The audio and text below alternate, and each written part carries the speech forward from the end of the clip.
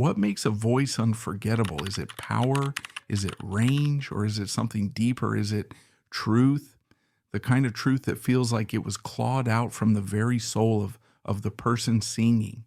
A truth so raw and so real that it makes the hair on your arms stand up. In the long, storied history of country music, there are names that are etched into our collective memory like granite monuments. Johnny Cash, Hank Williams, George Jones, Merle Haggard. We know their songs, we know their stories, we know their faces. Their voices are the soundtrack to our lives. But what if I told you that there was another voice? A voice that, in the opinion of many of country music's most revered artists, may have been the greatest of them all. A voice so pure, so powerful, and so profoundly full of pain that his peers simply called him the Voice. This is not the story of a household name. This is the story of a man who possessed a gift that was almost supernatural, yet he remains a ghost in the annals of music history. A man who wrote and sang some of the most gut-wrenching songs ever put to vinyl, because every single sad note was a page torn from the diary of his own shattered life.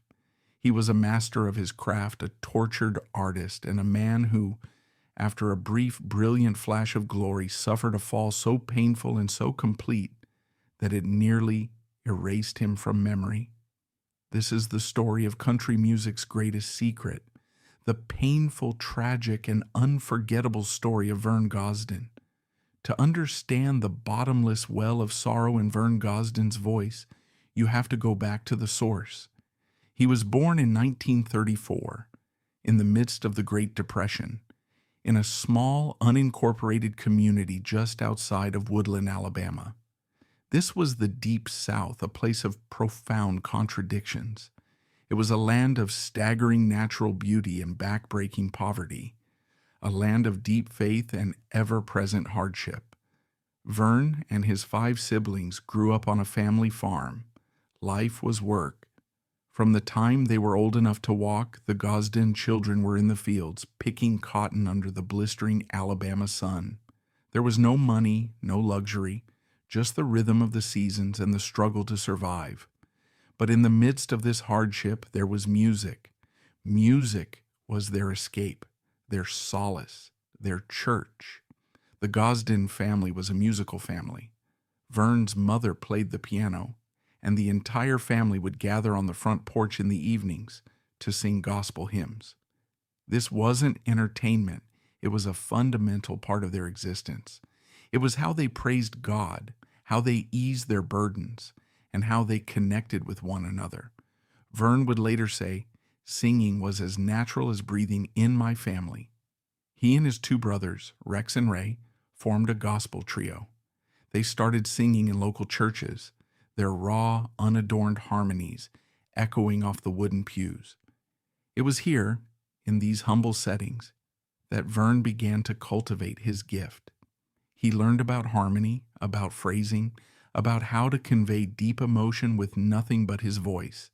He was particularly drawn to the high, lonesome sound of the Louvain brothers, another Alabama duo whose music was steeped in sin, redemption, and heartache. He absorbed their style, their stark honesty, and their ability to sing about the darkest corners of the human heart. In the early 1950s, the family moved to Birmingham, and Vern got his first taste of a bigger world. He started a band, the Gosdin Brothers, with his brother Rex. They were playing a mix of what would eventually be called bluegrass and traditional country music. But Vern was restless. He felt a pull, a calling to something more.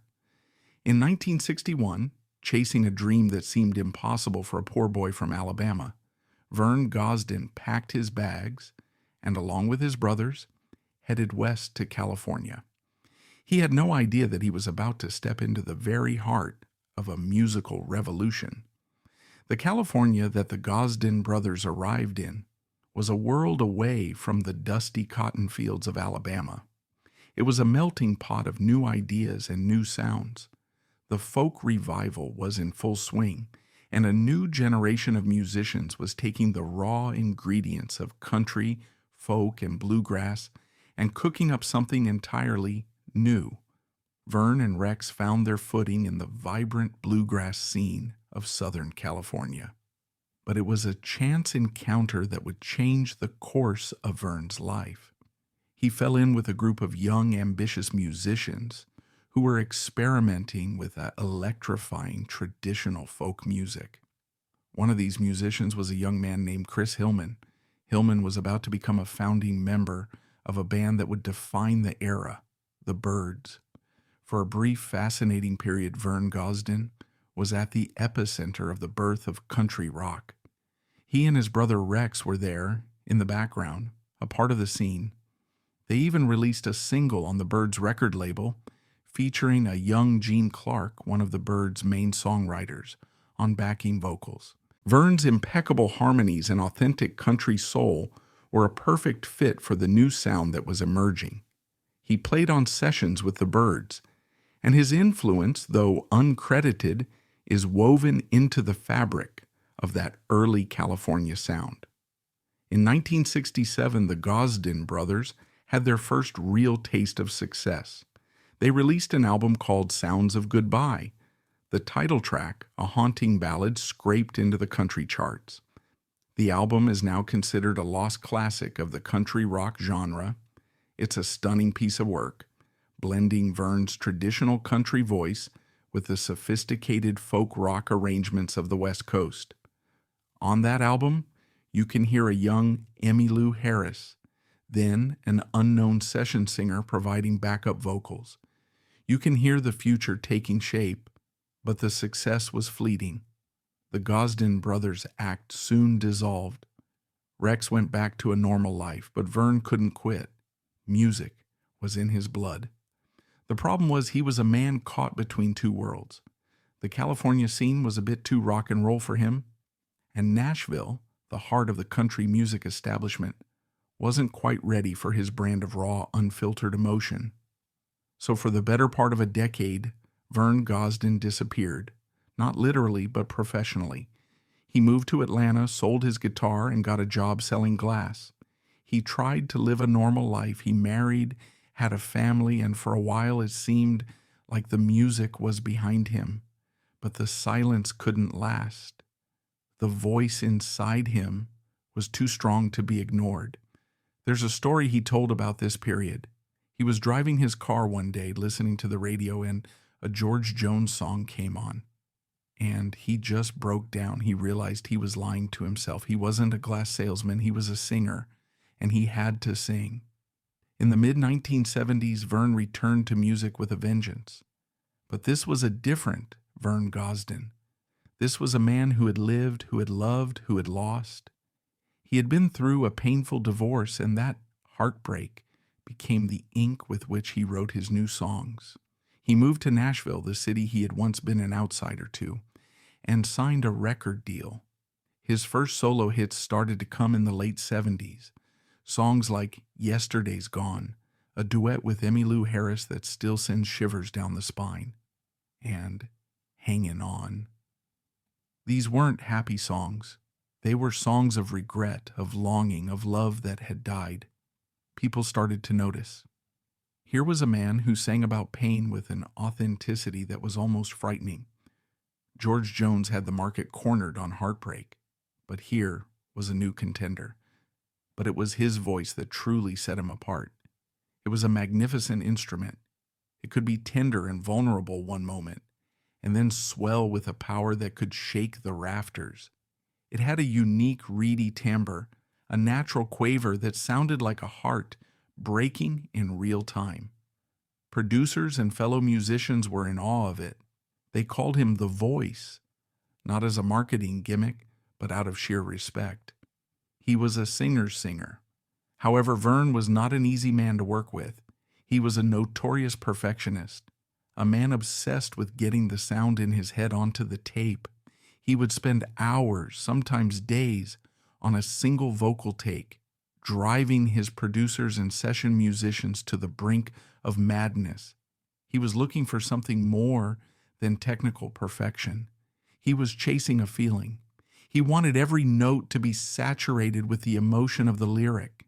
If a song was about crying, he wanted you to hear the tears in his voice.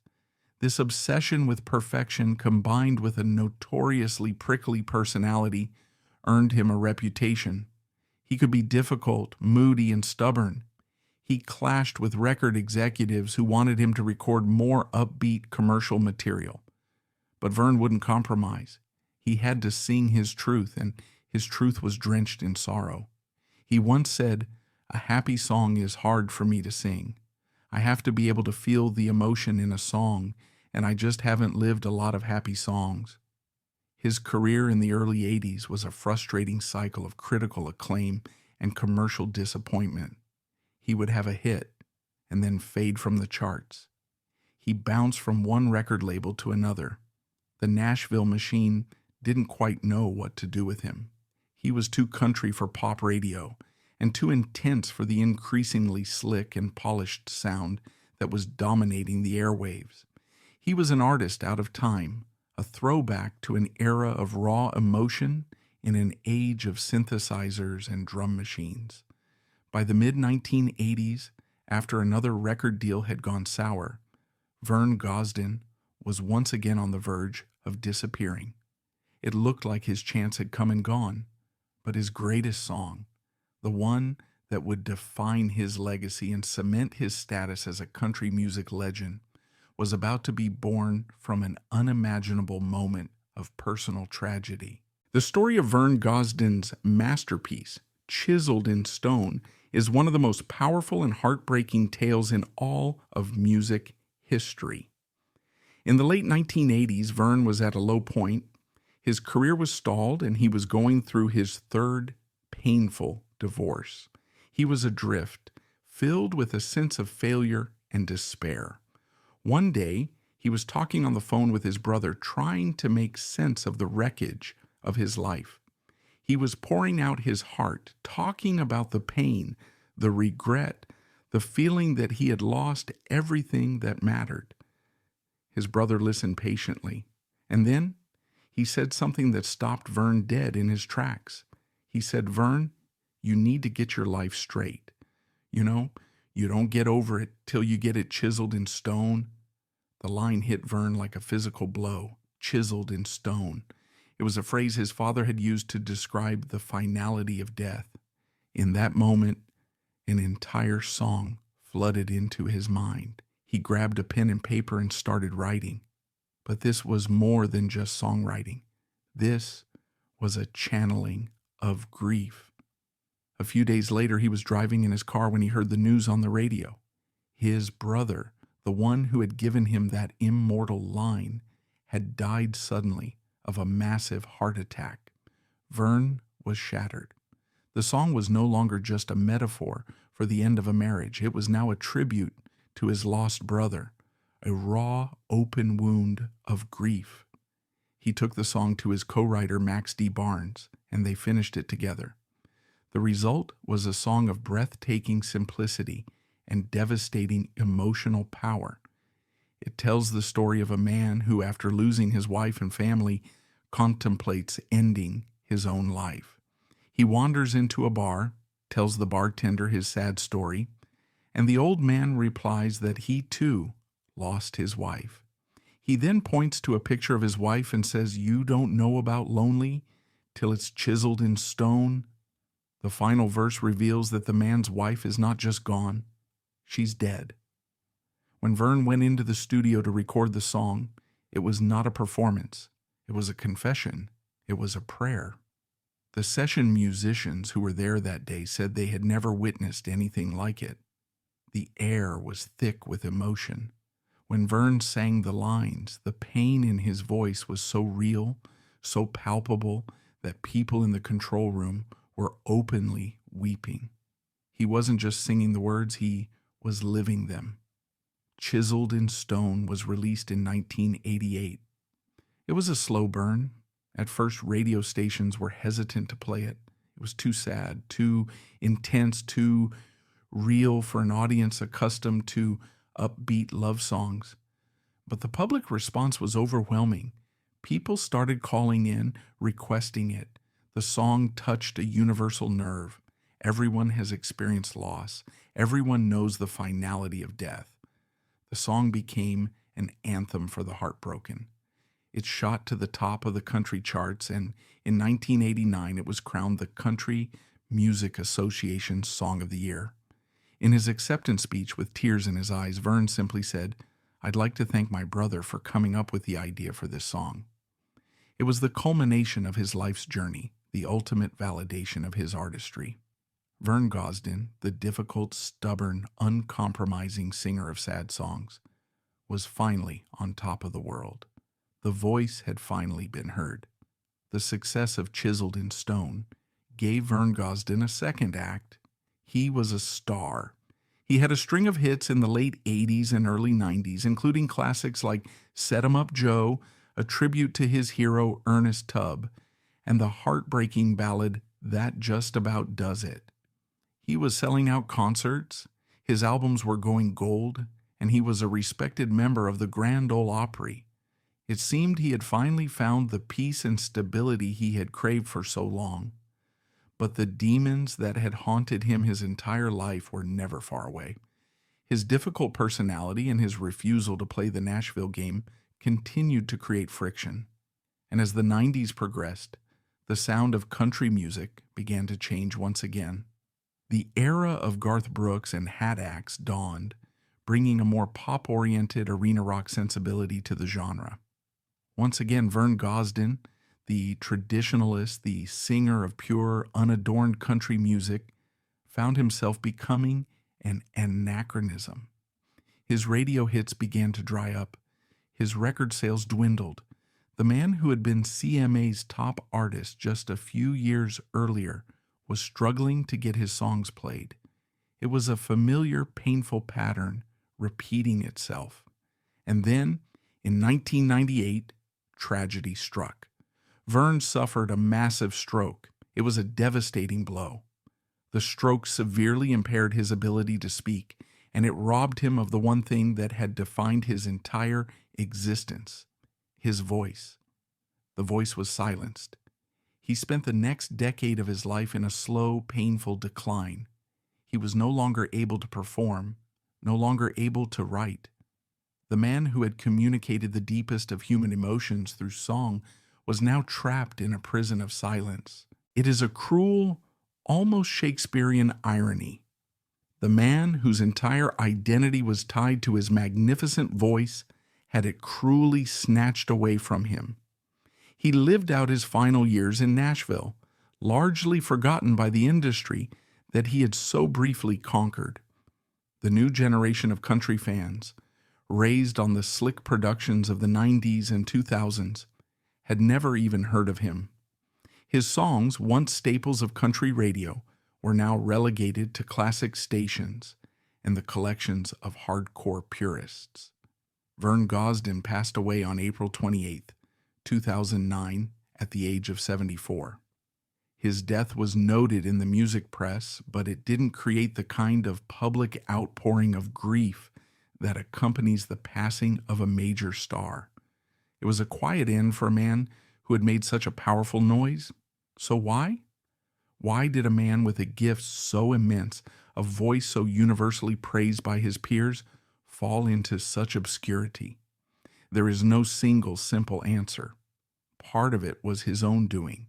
His difficult personality, his stubborn refusal to compromise, his artistic vision undoubtedly cost him opportunities.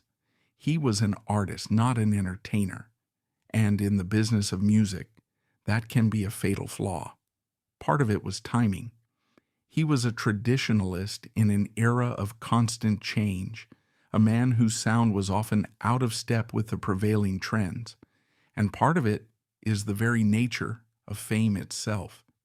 It is a fleeting, fickle thing. The spotlight moves on, and those who are not adept at staying in its beam are left in the shadows. But Vern Gosdin's significance is not measured in chart positions or album sales. His importance lies in the purity of his art. He was a direct link to the emotional core of country music, to its roots in the gospel hymns of the rural South, in the raw heartache of the human condition. He was a master craftsman who, like an old world artisan, chiseled his pain into something beautiful and enduring. His legacy lives on in the singers he inspired.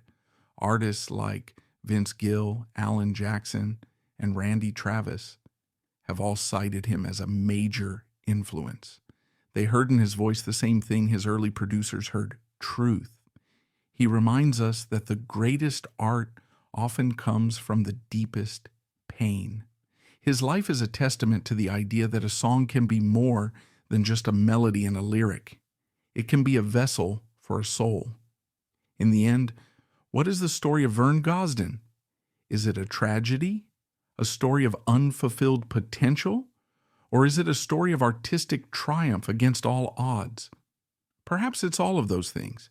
His life was a study in contradictions, a man with a voice of angelic power and a deeply troubled soul, a man who achieved the highest honor in his field, only to be largely forgotten. But to say he is forgotten is not entirely true. As long as there is someone with a broken heart, as long as there is someone who feels the sting of loss, his voice will find a listener. He may not be a household name, but for those who know, for those who have heard that voice and felt its power, he is unforgettable. His story is a quiet reminder that some of the greatest treasures are hidden. It's an invitation to dig a little deeper, to listen a little closer, to discover the artists who didn't always play the game, but who left behind something more valuable than gold, a body of work that is honest, timeless, and true. Vern Gosdin may not have gotten everything he wanted in life, but he achieved a kind of immortality. He got his story, his pain, and his magnificent, heartbreaking voice, chiseled in stone. If you like this video, hit that thumbs up, let us know your thoughts in the comments section, and subscribe so you won't miss out on future uploads. See you next time.